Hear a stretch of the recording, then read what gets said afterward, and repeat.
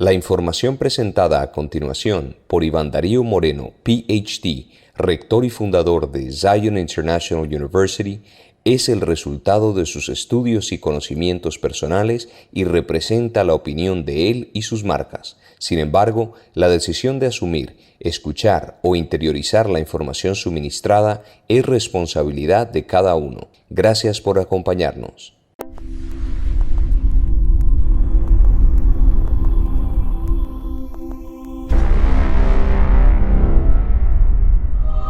Biblia.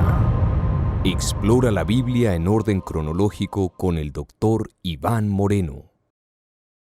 Hola, muy buenos días, tardes y noches a todos ustedes. Les habla Iván Darío Moreno. Bienvenidos a mi programa de Biblia.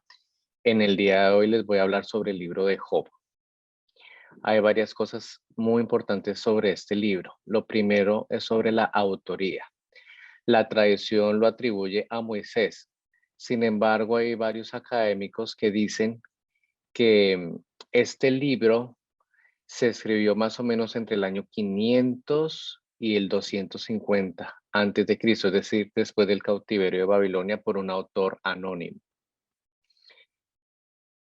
Entonces, desde ese punto de vista, pues no sabríamos realmente quién escribió el libro. Ahora, en cuanto a la historia como tal, es muy similar a la historia de Abraham, es decir, tiene unos paralelos interesantes.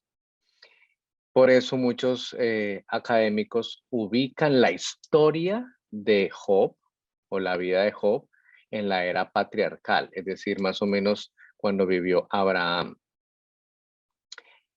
Eh, no se sabe dónde ocurrió la historia que se cuenta, porque habla de la ciudad de Uz y la ciudad de Uz pues no existe y es difícil relacionar la ciudad de Uz con alguna ciudad antigua.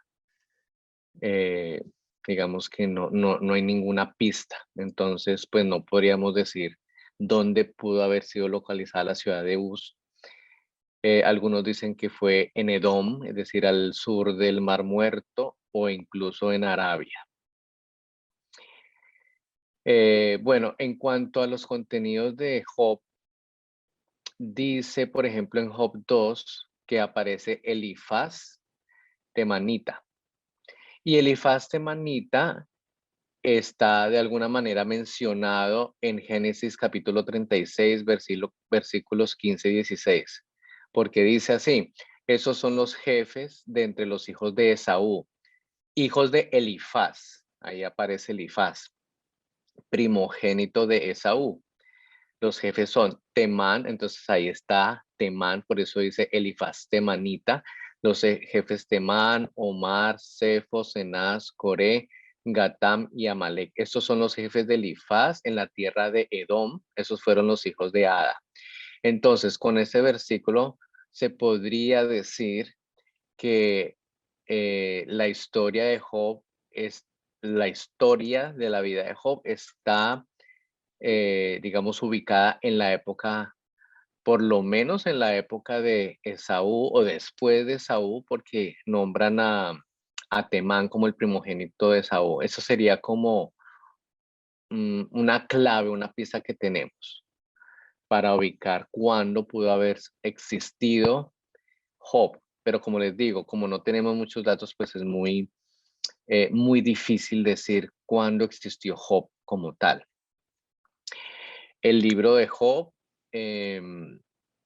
o más bien el contexto del libro, se centra en la sabiduría. Aparecen tres amigos, Elifaz, Bildad y Sofar, y ellos tienen, digamos que un debate con Job, porque digamos que al principio de la historia de Job, dice que Job pues es una persona, eh, digamos, digamos que tiene muchas riquezas, ¿sí? Y dice que digamos que Dios y prácticamente nombran al diablo, ¿sí? A Satanás, lo nombran a Satanás y dice que tienen ellos como una conversación, un diálogo en donde prácticamente Satanás le dice a Dios que, que realmente a él le temen, pues obviamente le temen por miedo a recibir algún castigo de él, pero no le temen realmente por amor. Entonces hay como una especie de desafío. Entonces Dios dice, bueno, pero no has considerado a mi siervo Job porque él sí es diferente a los demás. Él realmente sí me quiere. Entonces, como que le permite a Satanás, según esta historia, de probar a Job. Es decir, hágale todo lo que quiera a Job, menos quitarle la vida. Pero la idea era, se lee como si fuera un desafío, es decir, vamos a ver realmente si estas personas lo aman a usted de corazón. Y si usted dice que Job realmente lo ama de corazón, pues entonces vamos a probarlo, vamos a ponerle muchas dificultades para saber si realmente es así de leal como suena. Entonces eso es más o menos la historia. Dice que Satanás digamos, le pone muchas pruebas durísimas a Job, hasta le pone una enfermedad, dice que tiene una sarna maligna. Y acá pues comienza la historia. Es decir, Job empieza pues a sufrir, ¿sí? Y digamos que Job empieza como digamos que en medio de su sufrimiento, él empieza digamos, a hablar de cómo existe un mundo en donde los justos pasan infortunios, ¿sí? Que la tragedia no es justa.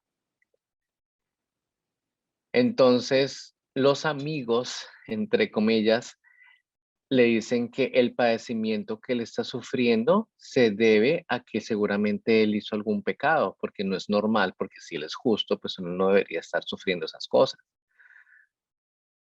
Entonces, digamos que aquí empieza el diálogo, un diálogo muy interesante entre Job y los diferentes amigos. Eh, Hay muchos temas que Job toca.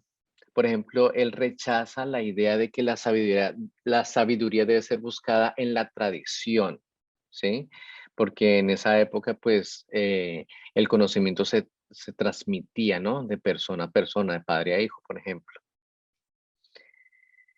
Pero a pesar de ese sufrimiento, a pesar de sus convalecencias, pues Job nunca pierde la fe en la justicia. Es decir, a pesar de que él ve de que las cosas no son aparentemente justas, igual tampoco pierde su fe en la justicia y busca alcanzar el entendimiento.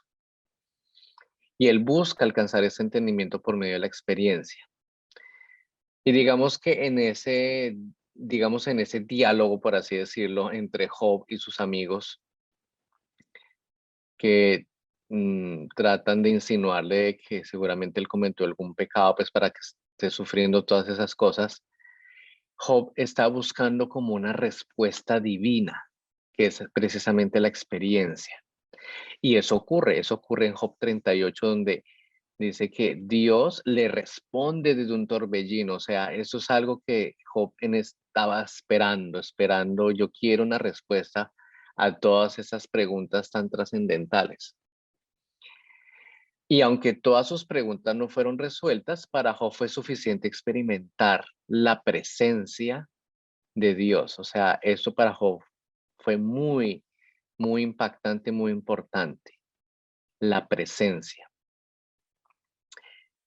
Y pues digamos que en este diálogo prácticamente, digamos, Dios le dice a Job que hay muchas cosas que su mente humana prácticamente no podría entender sobre los misterios del cosmos, del universo y cómo funcionan las cosas.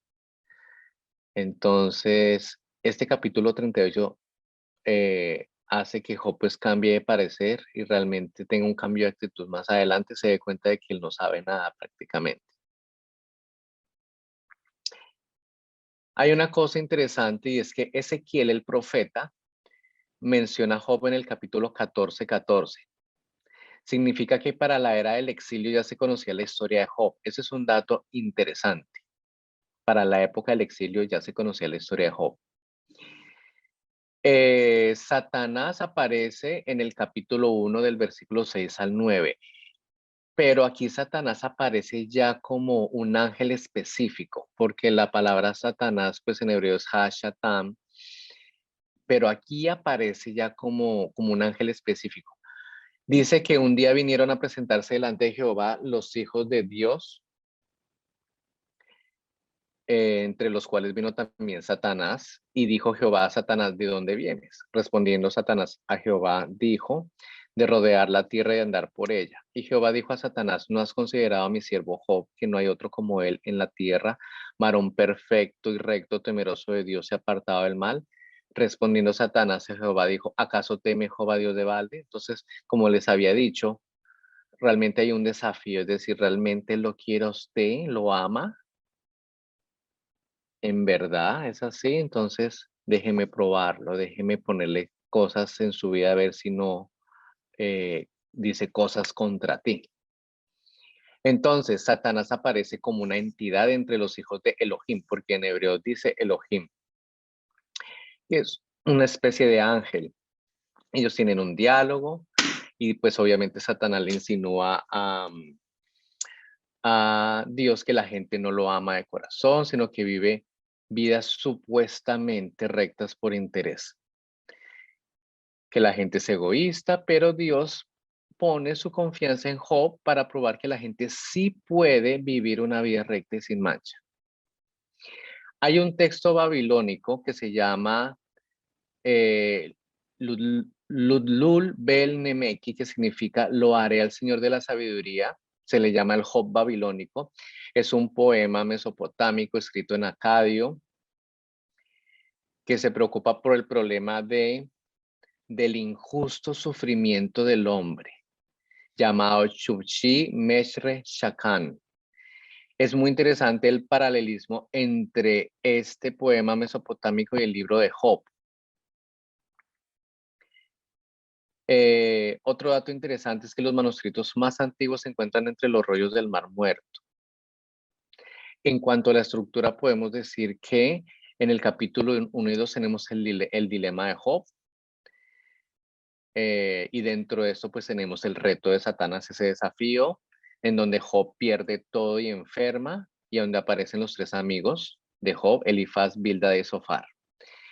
Luego tenemos del capítulo 3 al 37 los debates de Job. Entonces Job deplora haber nacido, Elifaz dice que Job ha pecado, Dios corrige a Job, Job dice que su queja es justa, Job dice que su sufrimiento es inconsolable, Bildad, uno de los amigos, dice que Job debe arrepentirse, Job dice que no hay mediador, Job se defendería ante Dios si estuviera en su presencia. O sea, aquí ya él quiere la presencia de Dios. Zofar insta a Job al arrepentimiento, Job contesta a sus críticos, Job ora desconsoladamente, Elifaz acusa a Job de insensatez, Job reprocha a sus amigos despiadados, Job ora para ser aliviado, Bildad, el otro amigo, dice que los impíos son castigados.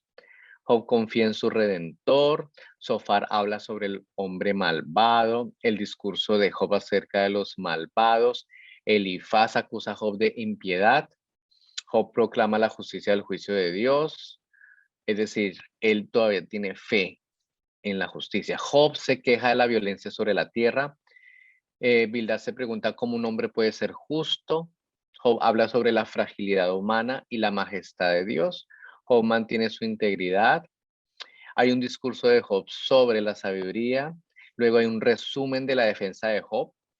Eliú aparece, otro personaje que se llama Eliú, que se molestó contra Job y contradijo a los amigos de Job.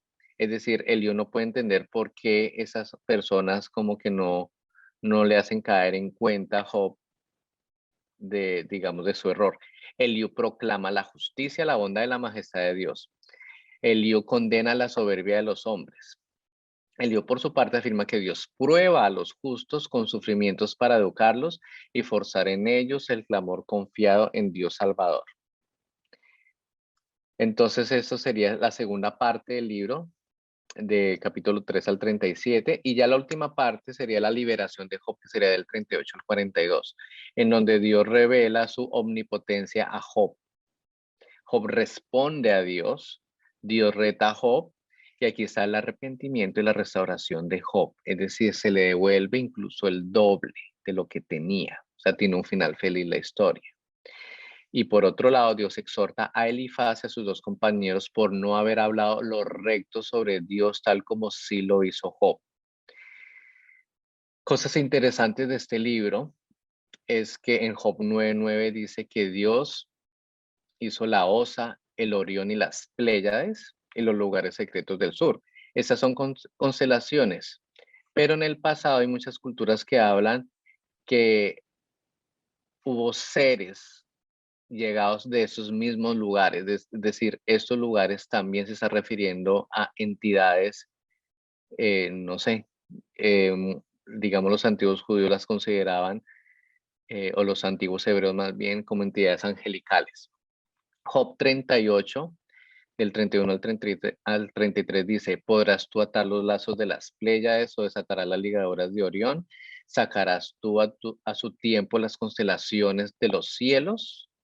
Mazarot en hebreo, los Mazarot de los cielos, o guiarás a la Osa Mayor con sus hijos, también es otra constelación, que probablemente para ellos también eran entidades angelicales.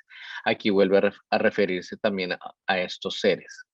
En Job 40:15, aquí se habla del Behemoth, que se describe como un animal herbívoro muy grande, que muchos incluso han dicho que se parece a un tipo de brontosaurio de la antigüedad, ¿sí?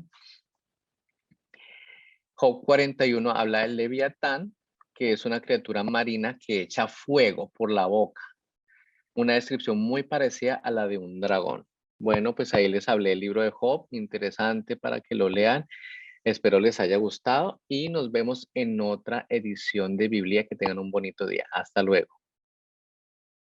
La información que acabamos de presentar por Iván Darío Moreno, PhD, rector y fundador de Zion International University, es el resultado de sus estudios y conocimientos personales y representa la opinión de él y sus marcas. Sin embargo, la decisión de asumir, escuchar o interiorizar la información suministrada es responsabilidad de cada uno. Gracias por acompañarnos.